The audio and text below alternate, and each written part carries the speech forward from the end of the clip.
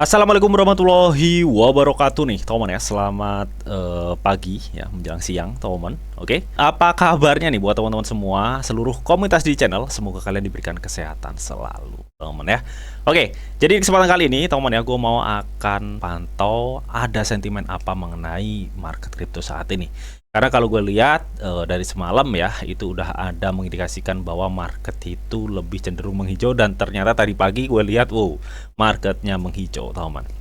Nah, kira-kira ada sentimen apa yang nge-support hal tersebut? Nanti bakal kita coba cek bareng teman di video ini. So, pastikan kalian tonton sampai habis, oke?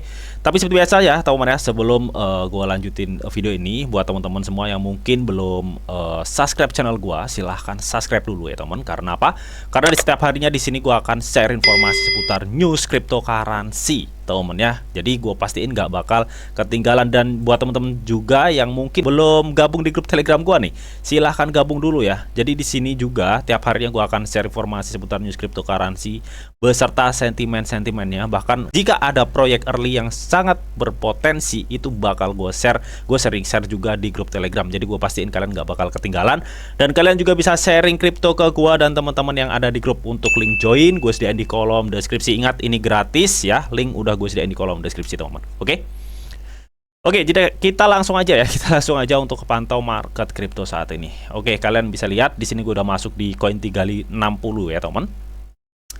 Kita akan pantau langsung ya untuk market Bitcoin. Terlihat banget di sini saat ini berada di 49.900 ya. Jadi tadi itu Bitcoin tembus di 50.000 US dollar, teman-teman ya. Nah, dan di video live gue sebelumnya itu udah gue bahas sebenarnya area-area mana yang sekiranya mengkonfirmasi pertumbuhan untuk Bitcoin. Nanti bakal kita cek juga ya untuk pertumbuhannya di chartnya ya, chart langsung Bitcoin gitu, teman.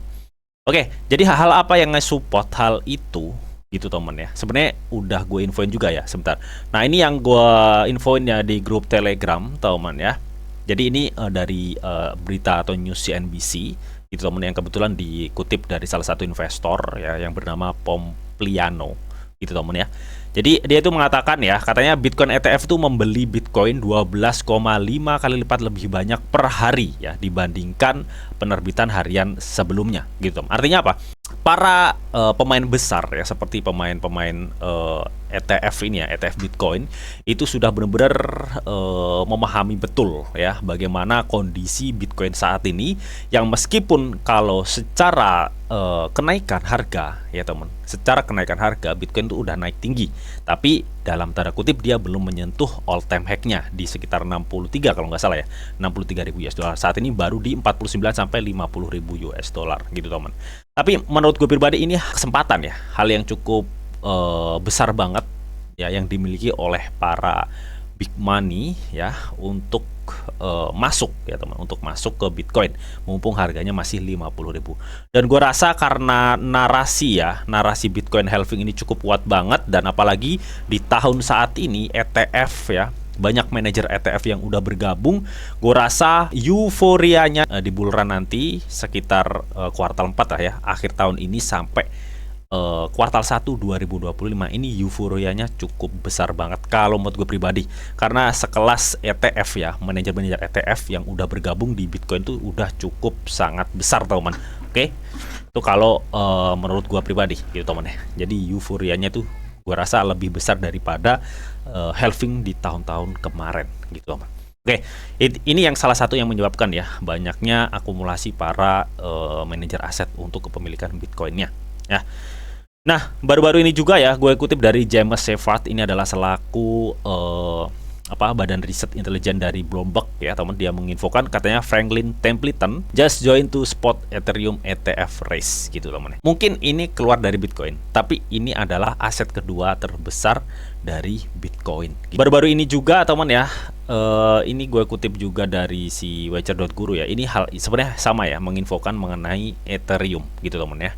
Dimana aset manager Franklin Templeton, jadi salah satu aset manager yang bernama Franklin Templeton ini telah mengajukan Ethereum ETF spot, teman-teman ya, yang akan diperdagangkan di bursa gitu teman. Gue rasa Ethereum adalah salah satu koin terkuat nantinya setelah Bitcoin ini, gitu teman ya. Kan karena banyak isu yang setelah Bitcoin ETF bakal ada XRP, ada Ethereum, tapi gue ya dari bulan lalu gue udah yakinin ke teman-teman semua, gue lebih optimis ke Ethereum. Kenapa gue lebih optimis? Secara teknologi Ethereum dipakai, secara jaringan dia adalah kingnya atau raja dari dApps yang udah berkembang di jaringannya. Itu secara teknologi ya. Dan secara market cap atau kapitalisasi pasar, Ethereum peringkat 2 setelah Bitcoin. Lalu apa yang dipertanyakan? Udah pasti Ethereum adalah option kedua setelah Bitcoin ETF disetujui. Dan itu udah gue sering infokan di bulan-bulan lalu ke teman-teman semua. Ya teman. Dan kalau kalian lihat atau kalian pantau untuk market Ethereum saat ini, kalian bisa lihat tumbuh hingga 6,07%, teman ya. Jadi pertumbuhan dari Ethereum itu mengalahkan Bitcoin, teman ya. Dimana Ethereum saat ini berada di level 2.659, cuy. Oke, jadi kita akan masuk ya. Ini mengenai news Bitcoin lagi. Kita balik lagi ke Bitcoin, gitu teman ya. Nah, baru-baru ini teman ya, ini kalau nggak salah dari Michael Saylor, dari tweetan Michael Saylor 4 jam yang lalu, di mana dia diwawancarai di CNBC atau salah satu media besar, di mana kata Michael Saylor ya, Bitcoin adalah aset investasi paling populer di dunia. Ini adalah aset risiko baru, digital, global, unik, dan tidak berkolerasi dengan aset risiko tradisional. Hal ini menjadikan sebagai tambahan alami pada portofolio investor yang bertanggung jawab. Ya, jadi memang selama ini nggak hanya Michael Saylor maksimalis Bitcoin, kan banyak teman ya.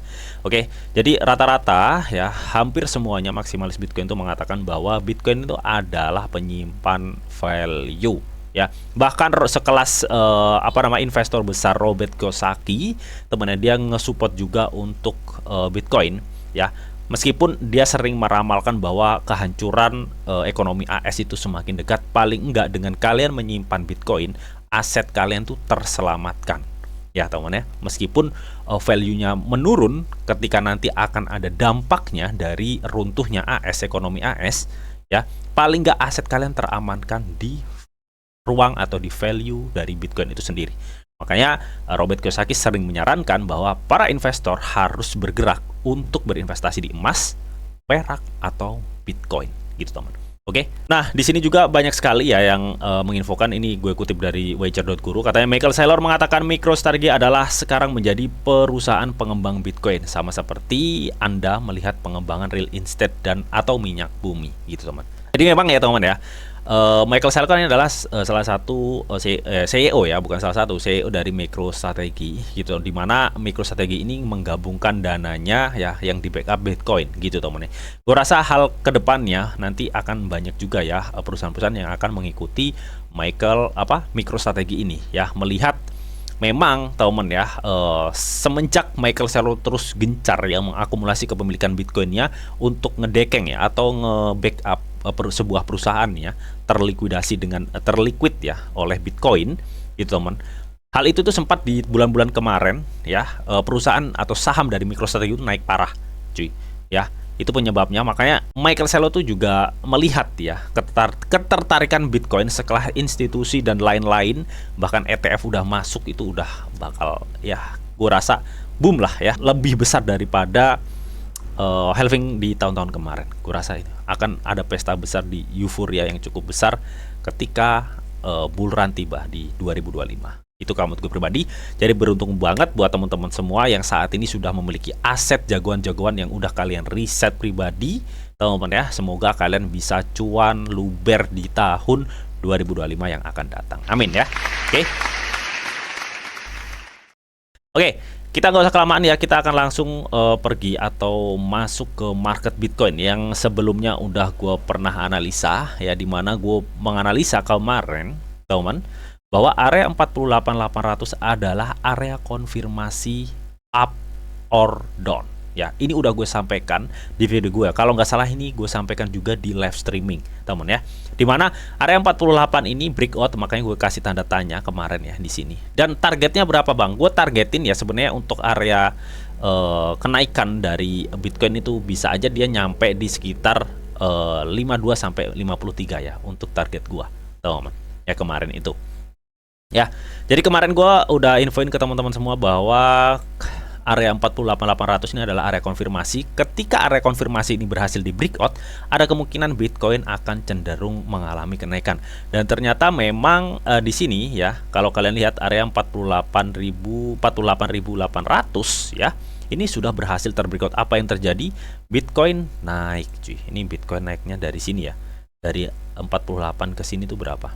Naik 2,93% ya. Naik, jadi dia tadi itu udah tembus di 50.000 US dollar temen ya. Oke, itu untuk kenaikannya ya. Nah di sini gue mau ukur jangka pendek ya, mau ukur jangka pendek apakah kenaikan Bitcoin ada di titik mana nih berikutnya. Sebenarnya untuk target gue Bitcoin itu ada di sekitar 53-an ini teman ya. Kalau gue mencoba untuk melihat marketnya ya teman. Bentar. Ya ini ya. Nah ya, jadi target 53 ini adalah area 1,618 Fibonacci yang kemungkinan besar akan dituju oleh Bitcoin ya.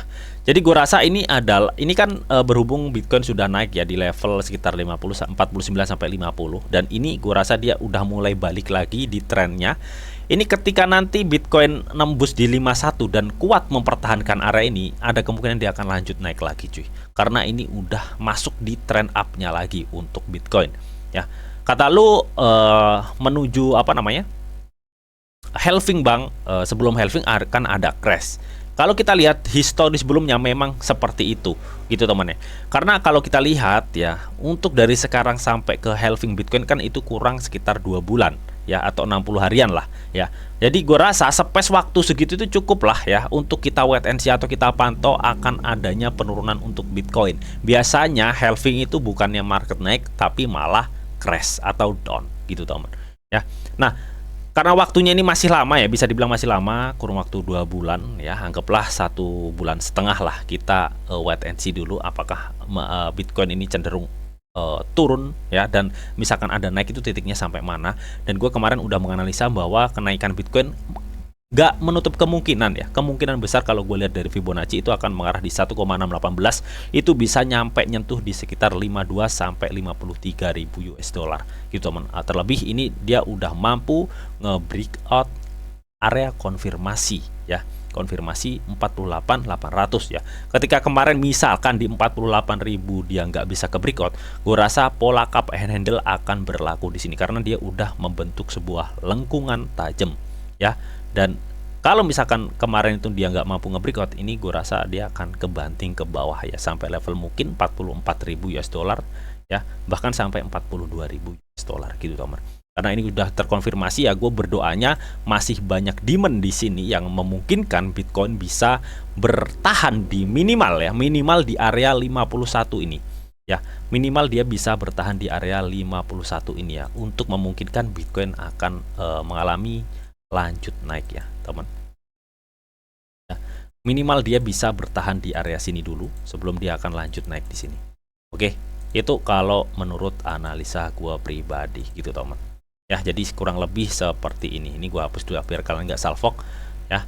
Jadi minimal seperti ini, sebentar gua kasih tanda. Nah ini ya teman, yang minimal dia bisa naik di level 50 51 dan bertahan di sini sebelum dia membuat pijak naik lagi ya, sebelum menuju di area 53 ya. Jadi intinya dia membuat pijakan dulu seperti yang di sini nih, dia membuat pijakan dulu dan naik lagi di 53. Itu target gua. Jadi artinya apa? Kesimpulannya Bitcoin masih ada peluang untuk mengalami kenaikan melihat apa namanya? Space waktu untuk halving itu masih 2 bulanan. Itu masih lama banget, jadi memungkinkan Bitcoin ada kecenderungan mengalami kenaikan gitu teman ya. Oke, dan kalau gue lihat dari segi apa namanya ini MACD ya, ini dari segi MACD teman ya. Tapi ini di time frame 2 jam, coba kita akan cek di 1 harinya aja ya. Jadi biar enak kalau kita melihat pergerakannya. Oke. Jadi di time frame 1D ya, untuk MACD-nya ini cukup sangat bullish, bahkan dia udah bisa dibilang melewati area ini. Area resisten ini sudah terlewati. Artinya kemungkinan dia targetan untuk area yang akan dituju di area sini nih, area resisten sini Gue kasih tanda hijau ya. Jadi gue rasa ini akan seperti ini gitu teman ya untuk pergerakan dari Bitcoin. Gue rasakan gini. Jadi dia akan nyampe di sini. Jadi memungkinkan hal ini tuh gue bisa simpulkan karena ini akan adanya kenaikan lebih lanjut ya untuk Bitcoin. Kalau gue rasa sih ya, rasa akan ada kenaikan lebih lanjut untuk Bitcoin di sini ya. Jadi gue rasa ini masih memungkinkan kalau gue lihat dari chart ya. Kalau gue lihat dari chart ini memungkinkan bahwa Bitcoin akan naik hingga di level 52 sampai 53.000 US dollar. Ya paling nggak minim dia harus di 51 ya, 51 mempertahankan area tersebut. Oke. Dan mungkin itu tadi ya teman ya, analisa serta updatean news mengenai Bitcoin. Semoga bisa bermanfaat. Dan sebelum gue akhiri video ini, di sini ada disclaimer on ya, bahwa untuk trading dan investasi di dunia cryptocurrency itu sifatnya sangat berbahaya atau sangat-sangat beresiko tinggi teman. Jadi bijaklah kalian nih dalam mengelola atau memanajemen keuangan kalian. Semua keputusan yang kalian ambil adalah tanggung jawab kalian masing-masing. Di sini dia hanya memberikan informasi yang didita untuk kalian semua. Oke, mungkin itu aja yang bisa gue sampaikan di video ini. Semoga bisa bermanfaat. Jika kalian suka video ini, jangan lupa kalian klik like, share, komen, dan di subscribe teman, karena di subscribe itu gratis. Dan tentunya kalian akan mendapatkan update-update video terbaru dan info-info terbaru dari Didi Channel. Oke, sampai jumpa. Bye-bye.